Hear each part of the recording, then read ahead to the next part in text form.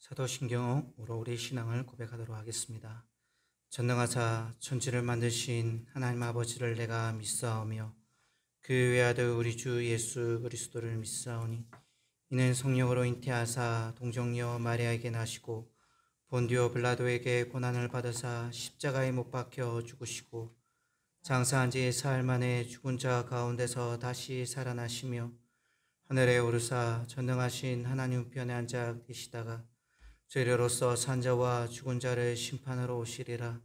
성령을 믿사오며 거룩한 공예와 성도가 서로 교통하는 것과 죄를 사하여 주시는 것과 몸이 다시 사는 것과 영원히 사는 것을 믿사옵나이다. 아멘. 찬송가 425장입니다. 425장. 주님의 뜻을 이루소서. 고요한 중에 기다리니 진흙과 같은 날 빚으사 주님의 형상 만드소서. 주님의 뜻을 이루소서. 주님 발 앞에 엎드리니 나의 마음속을 살피시사 눈보다 희게 하옵소서. 찬송가 425장 함께 찬양하도록 하겠습니다. 주님의 뜻을 이루소서. 고요한 중에 기다리니 진흙과 같은 날 빚으사 주님의 형상 만드소서. 주님의 뜻을 이루소서. 주님 발 앞에 엎드리니 나의 마음속을 살피시사 눈보다 희게 하옵소서. 주님의 뜻을 이루소서. 병들어 몸이 피곤할 때 권능의 손을 내게 펴사 강건케 하여 주옵소서. 주님의 뜻을 이루소서. 온전히 나를 주장하사 주님과 함께 동행하며 만민이 알게 하옵소서. 아멘. 함께 볼 하나님의 말씀은 예레미야 46장 말씀입니다. 예레미야 46장입니다. 우리 1절에서 12절까지 말씀 보도록 하겠습니다. 이방 나라들에 대하여 선지자 예레미야에게 임한 여호와의 말씀이라. 요시야 요아김 넷째에 유바라데 강가 갈기미스에서 바벨론의 느부갓네살 왕에게 피한 애굽의 왕 바로 느고의 군대에 갔습니다. 너희는 작은 방패와 큰 방패를 예비하고 나가서 싸우라. 너희 기병이여 말의 안장을 지워 타며 투구를 쓰고 나서며 창을 겉옷을 입어라. 여호와의 말씀이니라. 내가 본즉 그들이 놀라 물러가며 그들의 용사는 패하여 황급히 도망하며 뒤를 돌아보지 아니함은 어찌미냐. 두려움이 그들의 사방에 있음이로다. 용사도 피하지 못하고 그들이 다 북쪽에서 유바라데 강가에 넘어 엎드러지는도다. 강의 물이 출렁임 같고 나일강이 불어난 같은 자가 누구냐. 이건 나일강이 불어난 같고 강물이 출렁임 같도다. 그가 이르되 내가 일어나 땅 영업들과 그 주민을 말할 것이라. 말들아 달려라, 병거들아 정신없이 달려라. 용사여 나오라, 방패 잡은 구스 사람과 붓사람과 활을 당기는 룻 사람이여 나올지니라 하거니와. 그의 대적이 원수 갚는 보복이리라. 칼이 뽀르게 삼키며 그들의 피를 넘치도록 마시리니 주 만군의 여호와께서 북쪽 유브라데 강가에서 이생 제물을 받으실 것이미로다. 처녀딸 애굽이여 길앗으로 올라가서 유황을 취하라. 내가 치료를 많이 받아도 효력이 없어 낫지 못하리라. 내 수치가 나라들에 들렸고 내 부르짖음은 땅에 가득하였나니 용사가 용사에게 걸려 넘어져 둘이 함께 엎드려졌습니다. 아멘. 구약의 선지서들을 보면 이스라엘과 유다와 관련하여 심판과 구원의 메시지를 주로 기록해 놓고 있습니다. 하지만 그와 더불어 빼놓을 수 없는 부분이 바로 열방에 대한 하나님의 메시지입니다. 오늘 본문 46장에서 51장에 걸쳐 주변 10개국에 관한 예언의 말씀이 기록되어 있습니다. 이방 나라들에 대한 심판의 말씀은 이사야와 에스겔에 동일하게 나옵니다. 그 의미는 하나님은 이스라엘과 유다만의 하나님이 아니라 온 세계의 하나님이심을 우리에게 말씀하고 있습니다. 그리고 나라 숫자 10개인 것은 열이 완전수이기 때문에 이 열 나라가 오는 세상을 대표하고 있습니다. 이방 나라 10개국 가운데 가장 먼저 등장한 것은 애굽입니다. 그 이유는 애굽이 대표적인 우상 숭배의 나라이기 때문이기도 하고 유다가 바벨론의 속박에서 벗어나기 위해서 하나님이 아니라 애굽을 의지하려고 했기 때문이었습니다. 하나님의 나라인 유다는 창조이시며 온 세상을 통치하시고 다스리시는 하나님만을 의지해야 했습니다. 하지만 그들은 하나님의 말씀을 거부하며 우상 숭배와 변질된 예배, 도덕적 타락을 일삼았습니다. 하나님 말씀에 도전하고 회개하기를 거부한 유다를 향해 징계의 채찍으로 바벨론을 사용하셔서 심판하고자 하셨습니다. 이에 유다는 하나님의 뜻에 불복하고 애굽을 통해 이 난국을 헤쳐나가려 하고 있습니다. 예레미야가 말씀을 전할 당시 애굽은 막강했습니다. 어떤 전쟁에서도 그들은 승리할 것 같았습니다. 그래서 유다는 강력해 보이는 애굽을 의지했습니다. 예레미야를 통한 하나님의 말씀이 들려올 때 유다는 하나님의 뜻을 분명히 깨닫고 그 뜻에 대해서 돌이켜야 했지만 그들은 바벨론을 통해서 하나님의 심판을 피하고자 했던 것을 볼 수 있습니다. 예레미야의 예언은 그러한 애굽을 향하고 있습니다. 막강한 군대를 소유하고 기세등등하게 주변 국가들을 향해서 완전히 휩쓸어 버릴 것 같지만 결국 하나님의 희생 제물이 될 뿐인 것입니다. 그토록 강해 보였던 애굽, 유다마저 의지했던 애굽. 그러나 하나님 앞에서는 연약하고 험한 존재가 바로 애굽이었습니다. BC 612년 전통적인 가공이었던 아수르도 강성해진 바빌론에 의해서 수도 니느웨가 파괴됨으로 몰락의 길로 접어들었습니다. 결국 하라 남쪽에 있었던 갈그미스의 진을 치고서 바빌론에 어렵게 항전하는 그러한 신세로 전락하고 말았습니다. 이때 애굽의 바로누고 왕이 아수르가 무너질 경우 자신들도 더 이상 안전하지 못할 것이라는 전략적인 판단을 앞세워서 아수르를 도와서 바벨론을 치고자 갈그미스로 올라옵니다. 이로 인해 애굽의 진군을 막았었던 유다 왕 요시야가 전사하기도 했습니다. BC 605년에 느부갓네살은 갈그미스에서 연합 전선을 펼치고 있었던 애굽과 아수르 군대를 공격하고 마침내 승리하게 되었습니다. 패전국인 아수르는 더 이상 이제 역사에 등장하지 못하고 역사의 뒤편으로 사라져 버렸고 애굽은 본국으로 철수하여 더 이상 강대국이라는 지위에 오르지 못합니다. 본문 2절도 갈그미스 전투에서 애굽의 바로누그가 패했음을 우리에게 증거해 주고 있습니다.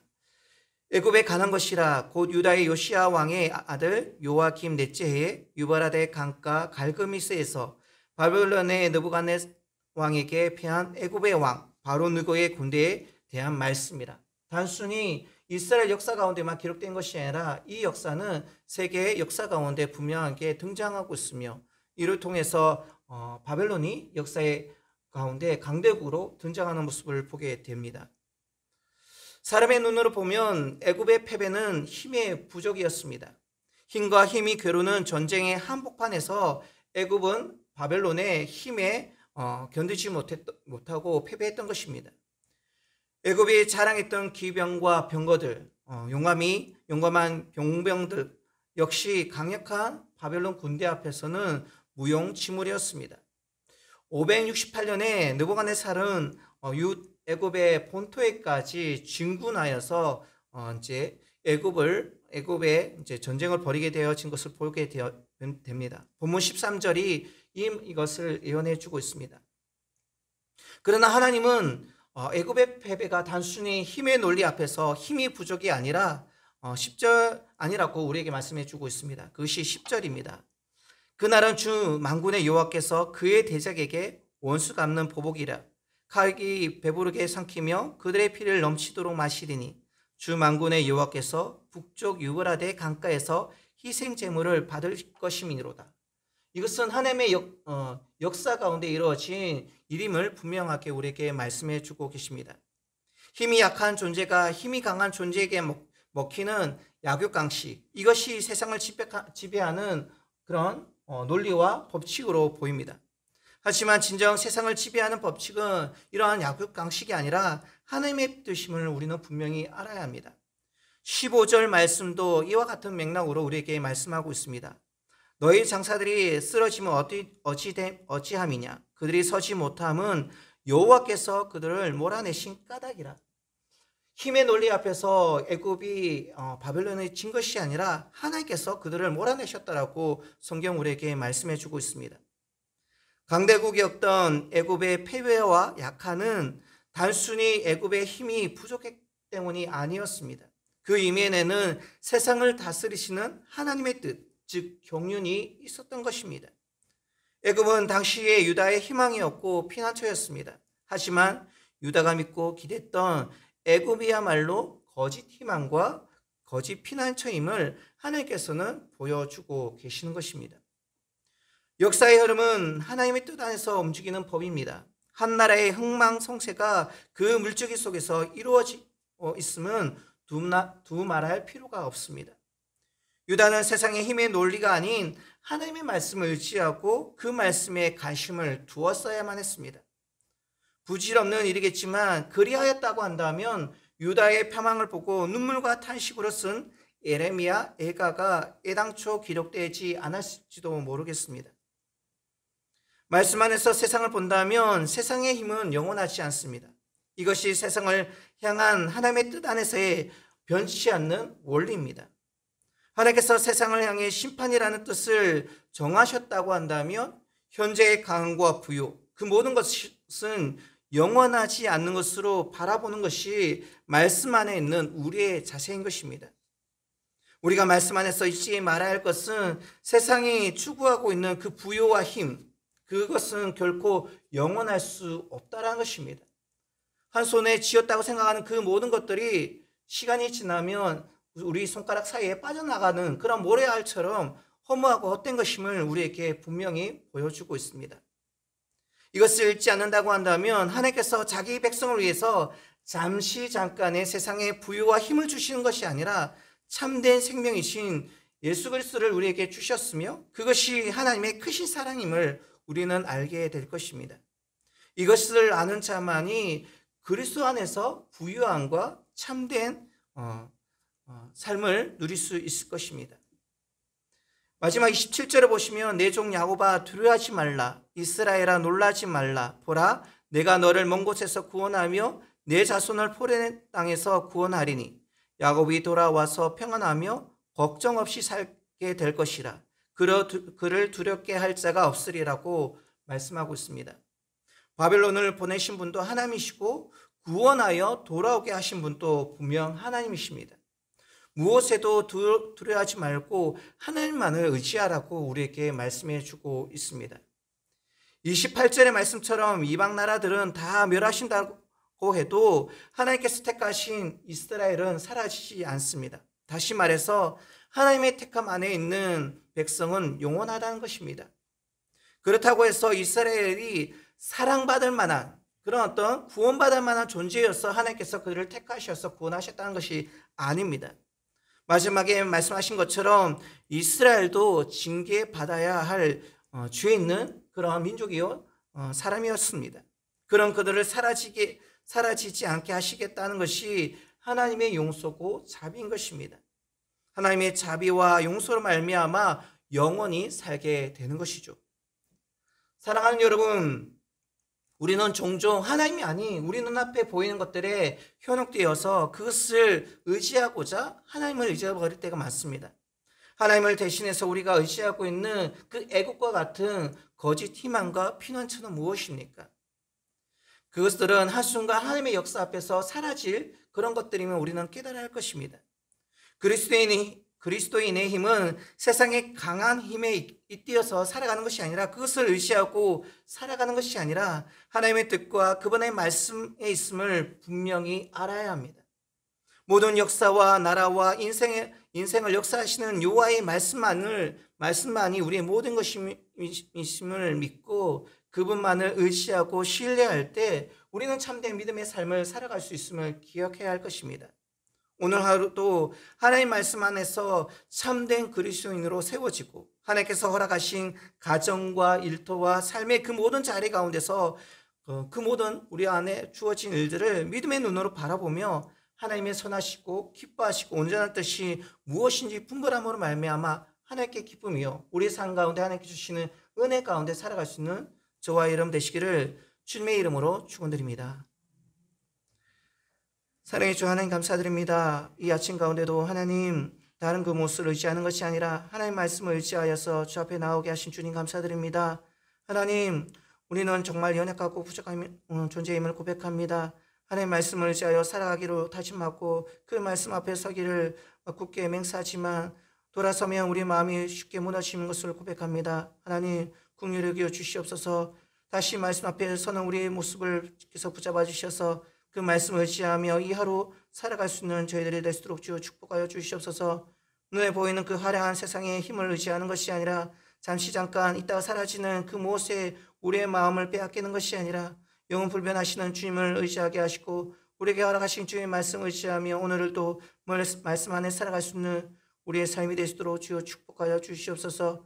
그 말씀이 우리에게 부담이 되어지고 힘든 말씀이라 할지라도 우리에게 정말 아들도 기꺼이 허락하시고 내어주신 그 주님의 그 사랑 안에서 허락하신 말씀임을 기억하게 하시고 그 말씀을 의지하여 살아갈 수 있는 저희들의 삶이 될 수 있도록 주여 축복하여 주시옵소서. 우리가 살아가는 삶의 모든 현장 가운데서 그 말씀이 이루어지기를 정말 주께 기도하게 하시고 그 말씀이 이루어짐을 통하여서 하나님의 역사가 우리를 통하여서 이루어짐을 많은 사람들에게 증거하며 나타내 볼 수 있는 우리의 삶이 될 수 있도록 주여 축복하여 주시옵소서. 하지만 주님 우리의 연약함을 고백합니다. 아버지여 우리의 믿음 없음을 고백합니다. 하나님 우리 가운데 믿음을 허락하여 주셔서 그 말씀이 온전히 우리를 통해서 이루어질 것을 믿고 의지함으로 주님께 온전히 우리의 모든 것을 내려놓을 수 있는 저희들의 삶이 될 수 있도록 주여 축복하여 주시옵소서. 제 아무리 아버지 많은 유혹과 우리를 현혹시키는 시험들이 많다 할지라도 그것에 마음 뺏기지 아니하도록 하시고 말씀 가운데 우리의 믿음의 뿌리를 내리게 하셔서 어떤 혼란과 어려움 속에도 흔들리지 않고 굳이 하나님을 의지하며 살아갈 수 있는 우리의 삶이 될 수 있도록 주여 축복하여 주시옵소서. 우리에게 용기도 하시고 하나님의 역사를 우리가 삶 가운데 맛보게 하셔서 하나님을 의지하며 살아갈 수 있는 축복된 하나님의 놀라운 은혜가 넘치는 하루 살아갈 수 있도록 주께서 축복하여 주시옵소서. 그런 말미암아 많은 영혼들이 우리를 통하여서 살아계신 주님을 목격하게 하시고 그 주님께로 나올 수 있는 귀한 아버지 은혜 있도록 주께서 축복하여 주시옵소서. 이 하루 주님께 올려드립니다. 주님 함께 하시고 동행하여 주셔서 하나님의 은혜로 채워지는 이 한날 될 수 있도록 주께서 축복하여 주시옵소서. 존귀하신 예수님의 이름으로 기도드립니다.